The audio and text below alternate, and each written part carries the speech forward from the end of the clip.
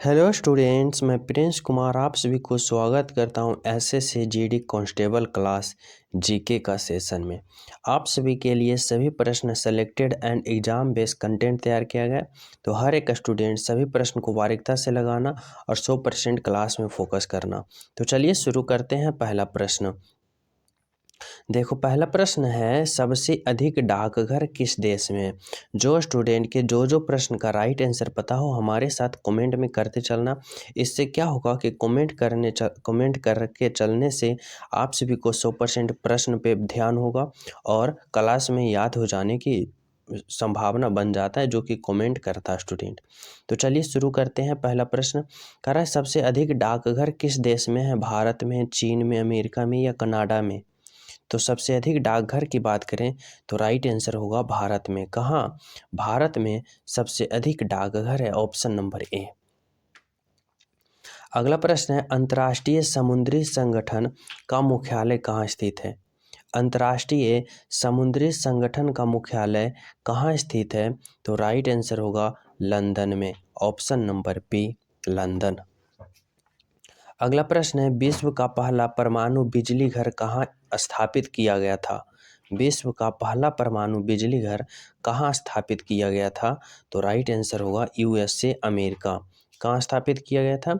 तो USA, America में, option number C. अगला प्रश्न है निम्नलिखित में से कौन सा देश हीरा का सबसे बड़ा उत्पादक है। निम्नलिखित में से कौन सा देश हीरा का सबसे बड़ा उत्पादक है। ऑस्ट्रेलिया, बोत्सवाना, वेनेजुएला या रूस। तो राइट आंसर होगा हीरा के सबसे बड़ा उत्पादक देश कौन सा है। तो रूस है, ऑप्शन नंबर डी। अगला प्रश्न बताना है राम तनूरा तेल शोधन कारखाना कहाँ स्थित है। राम तनूरा तेल शोधनशाला कहाँ स्थित है। तो राइट आंसर क्या होगा सऊदी अरब में। कहाँ स्थित है। Saudi Arab, option number A. अगला प्रश्न बताना है संसार में यूरेनियम का सर्वाधिक उत्पादक देश कौन सा है। संसार में यूरेनियम का सर्वाधिक उत्पादक देश कौन सा है। तो राइट आंसर क्या होगा। राइट आंसर होगा Australia, option number B, Australia. अगला प्रश्न है मेक्सिको सबसे बड़ा उत्पादक देश है। मेक्सिको सबसे बड़ा उत्पादक देश क्या चीज़ का है। तो राइट आंसर होगा चांदी का। किसका? चांदी का, ऑप्शन नंबर सी। अगला प्रश्न बताना है विश्व में सर्वाधिक बोले जाने वाली भाषा कौन है। विश्व में सर्वाधिक बोले जाने वाली भाषा कौन है। तो राइट आंसर होगा चीनी है। कौन सा भाषा है। तो चीनी भाषा, जो कि विश्व में सबसे ज़्यादा बोले जाने वाली भाषा है। अगला प्रश्न है कपास का सबसे बड़ा उत्पादक देश कौन सा है। कपास के सबसे बड़ा उत्पादक देश की बात करें तो राइट आंसर होगा भारत। कौन सा देश है। Bharat, option number A.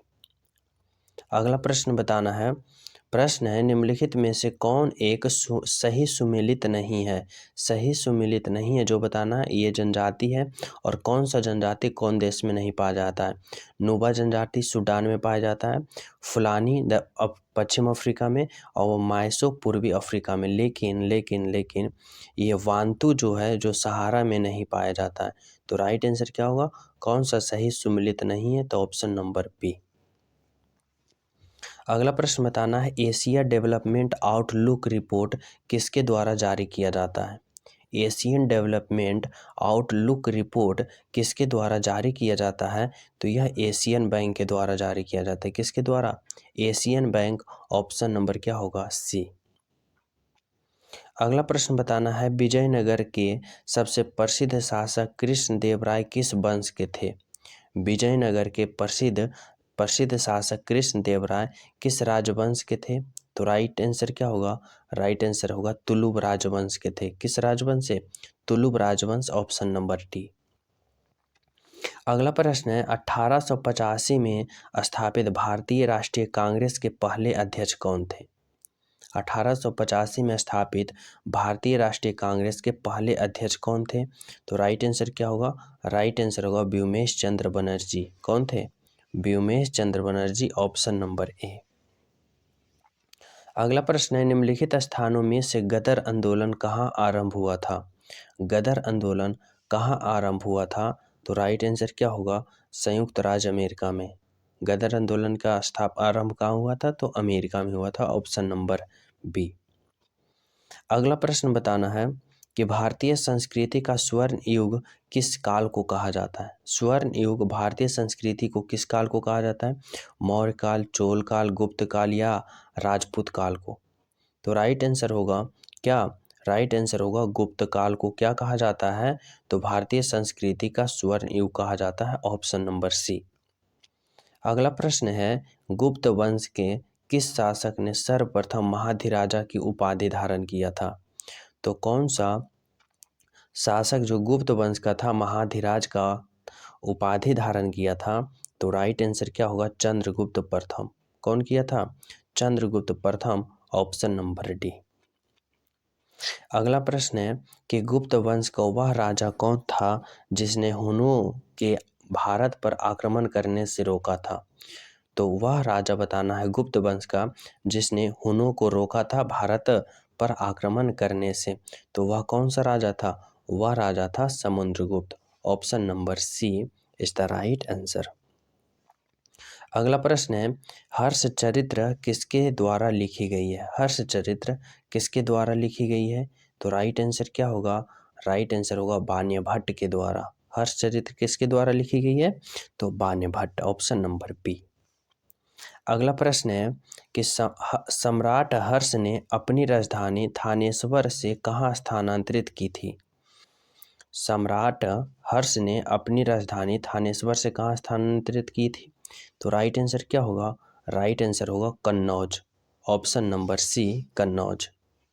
अगला प्रश्न है, मानव द्वारा सर्वप्रथम प्रयुक्त धातु कौन सी है? मानव द्वारा सर्वप्रथम प्रयुक्त धातु कौन सी है? तो राइट आंसर क्या होगा? तांबा। Option number D. अगला प्रश्न बताना है, भारतीय संविधान का कौन सा अनुच्छेद भारत के विदेश नीति से संबंधित है? विदेश नीति की बात करें तो राइट आंसर क्या होगा? अनुच्छेद। ऑप्शन नंबर क्या होगा? ऑप्शन नंबर होगा अनुच्छेद 51 इज द राइट आंसर। अगला प्रश्न दिया गया है, प्रश्न है, निम्नलिखित में से भारतीय संविधान के किस अनुच्छेद का उपयोग अभी तक नहीं किया गया है? बताना है कि भारतीय संविधान के किस अनुच्छेद का उपयोग अभी तक नहीं किया गया है? तो राइट आंसर होगा अनुच्छेद 360। अनुच्छेद 360 का उपयोग अभी तक नहीं किया गया है। तो राइट आंसर क्या होगा? Option number B. अगला प्रश्न है कि 73वें संविधान संशोधन अधिनियम द्वारा भारतीय संविधान में कौन सी अनुसूची जोड़ी गई है? 73वें संविधान संशोधन द्वारा कौन सी अनुसूची जोड़ी गई है जो बताना है? तो राइट आंसर होगा 11वीं अनुसूची, जो कि इम्पोर्टेंट है। कौन? 11वीं अनुसूची 73वें संविधान संशोधन द्वारा जोड़ी गई। अगला बताना है कि 74वें संविधान संशोधन क्या जोड़ी गई? तो 74वें संविधान संशोधन द्वारा 12वीं अनुसूची जोड़ी गई। यहाँ पे देखना, ध्यान देना, यहाँ पे है 73वें संविधान संशोधन द्वारा 11वीं अनुसूची और 74वें संविधान संशोधन द्वारा क्या जोड़ी गई है? 12वीं अनुसूची, जो कि दोनों इंपोर्टेंट है, इसलिए दोनों एक साथ रख लिए ताकि याद हो जाए। समझियो? तो चलो अगला देखो। अगला प्रश्न है, संघीय कार्यपालिका की व्याख्या संविधान के किस भाग में की गई है? संघीय कार्यपालिका की व्याख्या संविधान के भाग 5 में की गई है। किस में? भाग 5। Option number A. अगला प्रश्न है कि संविधान के किस भाग में नागरिकता का उल्लेख किया गया है? नागरिकता की बात करें तो राइट आंसर होगा भाग 2 में। भाग 2 में नागरिकता का उल्लेख किया गया। Option number B. अगला प्रश्न है, भारतीय संविधान की कौन सी विशेष व्यवस्था इंग्लैंड से ली गई है? विशेष व्यवस्था इंग्लैंड से कौन सी ली गई है? तो राइट आंसर क्या होगा? राइट आंसर होगा ऑप्शन नंबर संसदीय प्रणाली। संसदीय प्रणाली की व्यवस्था कहाँ से ली गई है? तो राइट आंसर होगा इंग्लैंड से ली गई। ऑप्शन नंबर क्या होगा? Option number C. अगला प्रश्न है कि भारतीय संविधान में सम्मिलित नीति निर्देशक सिद्धांत किसके संविधान से प्रेरित है? नीति निर्देशक सिद्धांत की बात करें तो राइट आंसर होगा आयरलैंड। आयरलैंड से नीति निर्देशक सिद्धांत ली गई है। ऑप्शन नंबर क्या होगा? Option number D. अगला है, संविधान सभा की अस्थाई अस्थाई सदस्य कौन थे? संविधान सभा के अस्थायी सदस्य की बात करें तो राइट आंसर होगा डॉक्टर सच्चिदानंद सिन्हा, जो कि संविधान सभा के अस्थायी सदस्य थे। अगला है संविधान सभा के अस्थायी सदस्य कौन थे? तो अस्थायी सदस्य की बात करें तो राइट आंसर होगा डॉक्टर राजेंद्र प्रसाद, जो कि अस्थायी सदस्य थे, ऑप्शन नंबर बी। अगला प्रश्न है कि अजंता और एलोरा की गुफाएं कहाँ स्थित है? अजंता एवं एलोरा की गुफाएं कहाँ स्थित है? तो राइट आंसर होगा महाराष्ट्र में। कहाँ स्थित है? महाराष्ट्र। ऑप्शन नंबर क्या होगा? Option number A. अगला प्रश्न है महान्यायवादी की नियुक्ति किस अनुच्छेद के अंतर्गत की जाती है? महान्यायवादी की नियुक्ति की बात करें तो राइट आंसर होगा अनुच्छेद 76। अनुच्छेद 76 के तहत महान्यायवादी की नियुक्ति की जाती है। राइट आंसर होगा ऑप्शन नंबर बी। अगला प्रश्न बताना है भारतीय संविधान के किस अनुच्छेद में धन विधेयक को परिभाषित किया जाता है? धन विधेयक की परिभाषित की जाती है तो राइट आंसर होगा अनुच्छेद 110। अनुच्छेद 110 में धन विधेयक परिभाषित की जाती है, ऑप्शन नंबर सी। अगला प्रश्न बताना है यक्षगान किस राज्य का लोक नृत्य है? यक्षगान की बात करें तो राइट आंसर होगा क्या? Karnataka, option number D. आप सभी के लिए सभी प्रश्न इंपोर्टेंट है, सेलेक्टेड है। तो बता दो जो न्यू हो, चैनल पे पहली बार हो, इस चैनल को सब्सक्राइब करके इस चैनल से ज्वाइन हो जाओ, ताकि आप सभी के पास मैं जितना कराता हूँ बस उतना करना। आप सभी जीके का सेशन की बात करें 20/20 प्रश्न लाओगे, जो कि मोस्ट इंपोर्टेंट है, सेलेक्टेड का ही कंटेंट चलाया जा रहा है, जो कि आप सभी के एग्जाम में बहुत ज़्यादा हेल्पफुल साबित करेगा। तो सभी स्टूडेंट, सभी विद्यार्थी, boy and girl, channel subscribe करके इस चैनल से ज्वाइन हो जाना। समझ रहे हो? बिल्कुल 100% हेल्पफुल साबित होगा। अगला प्रश्न देखो क्या है। अगला प्रश्न है रौफ लोक नृत्य किस राज्य से संबंधित है? रौफ लोक नृत्य जो है वह जम्मू कश्मीर से संबंधित है। किस राज्य से? जम्मू कश्मीर से, ऑप्शन नंबर ए। अगला प्रश्न है कुचिपुड़ी लोक नृत्य किस राज्य से संबंधित है? कुचिपुड़ी की बात करें तो राइट आंसर होगा आंध्र प्रदेश से। आंध्र प्रदेश से कुचिपुड़ी नृत्य संबंधित है।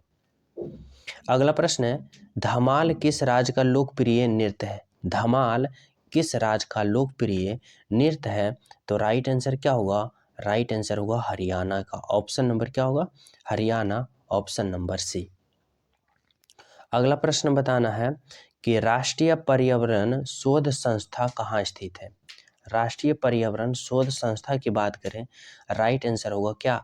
नागपुर में है, ऑप्शन नंबर डी। अगला है भारत में वन अनुसंधान संस्था कहाँ स्थित है? भारत में वन अनुसंधान संस्था की बात करें, राइट आंसर होगा देहरादून, ऑप्शन नंबर ए। अगला प्रश्न है पोंगल किस राज्य का लोकप्रिय त्योहार है?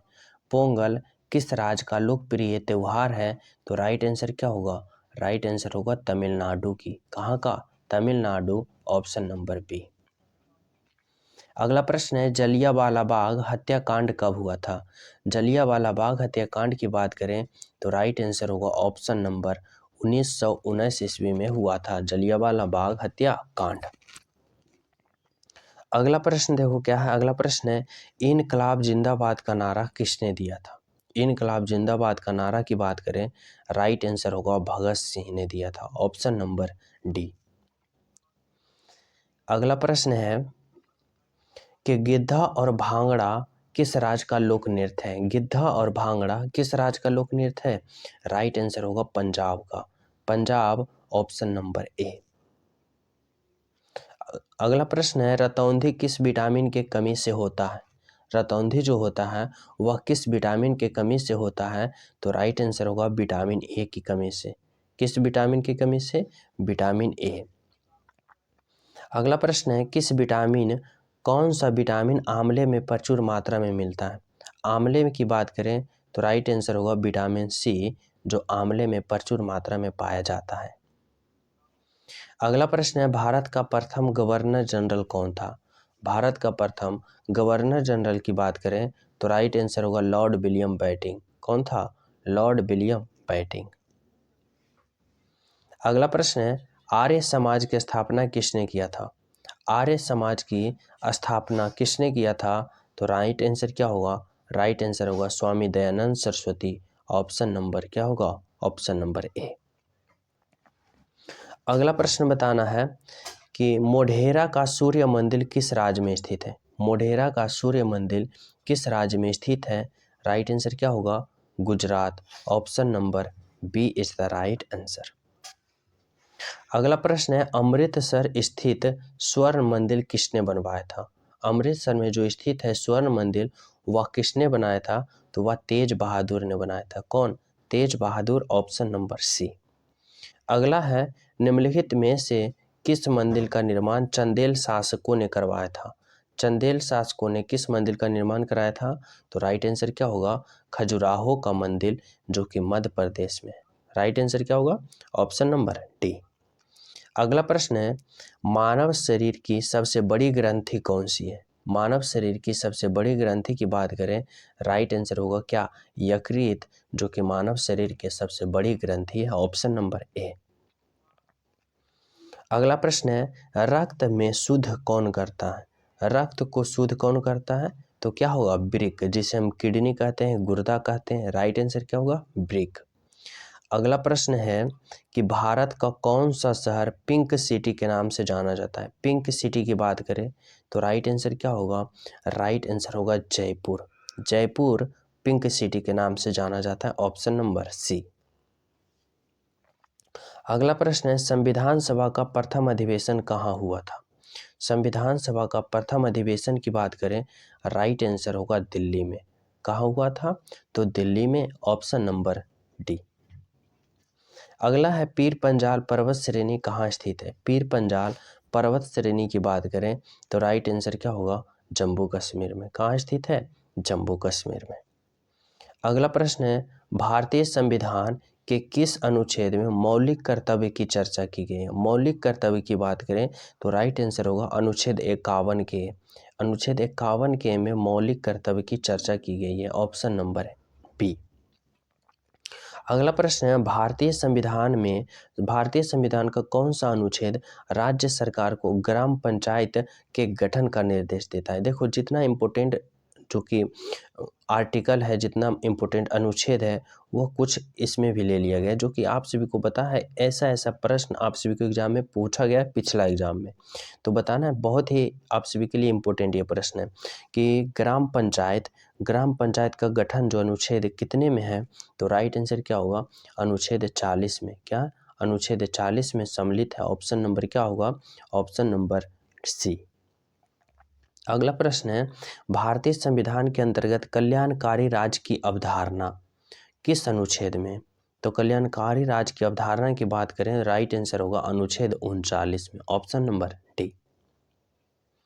अगला है भारतीय संविधान के किस अनुच्छेद में अल्पसंख्यकों के हितों के संरक्षण की व्यवस्था? अल्पसंख्यकों के हितों की व्यवस्था की बात करें तो राइट आंसर होगा अनुच्छेद 29। Option number A. अगला प्रश्न है वित्तीय आपातकाल की घोषणा किस अनुच्छेद के अंतर्गत होती है? वित्तीय आपातकाल की घोषणा किस अनुच्छेद के अंतर्गत होती है? राइट आंसर क्या होगा? राइट आंसर होगा, ये प्रश्न आप सभी को शुरू में ही कुछ प्रश्न के बाद बताए थे कि वित्तीय आपातकाल की घोषणा किस अनुच्छेद में होता है। या फिर इस प्रश्न को इस प्रकार से पूछेगा कि संविधान का वह कौन सा अनुच्छेद है जिसका उपयोग अभी तक भारत सरकार नहीं किया या भारत में उस अनुच्छेद का उपयोग नहीं हुआ है? तो राइट आंसर होगा वित्तीय आपात, क्योंकि भारत में भी वित्तीय आपात की संभावना कभी नहीं बना है, इसलिए इस अनुच्छेद का उपयोग नहीं किया गया। तो कौन सा वित्तीय आपात से अनुच्छेद सम्मिलित है? तो राइट आंसर आप सभी कमेंट में करना है। ये सभी आप सभी को माइंड टेस्ट के रूप में दे रहा हूँ, जो कि कौन सा अनुच्छेद है जो बताना है। सभी बॉय एंड गर्ल कमेंट करना जरूर करना। जो न्यू हो चैनल का सब्सक्राइब करके इस चैनल से ज्वाइन हो जाना, क्योंकि आप सभी के लिए जितना भी कंटेंट दिया जाता है सभी सेलेक्टेड किया जाता है। आप लोग बस इतना ही करना जो आप सभी के एग्जाम में बहुत ज़्यादा हेल्पफुल साबित करेगा। साथ ही टेलीग्राम लिंक डिस्क्रिप्शन में वहाँ भी ज्वाइन हो जाना, नोटिफिकेशन जल्द से जल्द पहुँचेगा। तो सभी स्टूडेंट वीडियो को लाइक कर देना, शेयर कर देना, प्यारा सा कमेंट करना। मिलते हैं आप सभी को अगले क्लास में, जब तक सभी को हमारे तरफ से जय हिंद।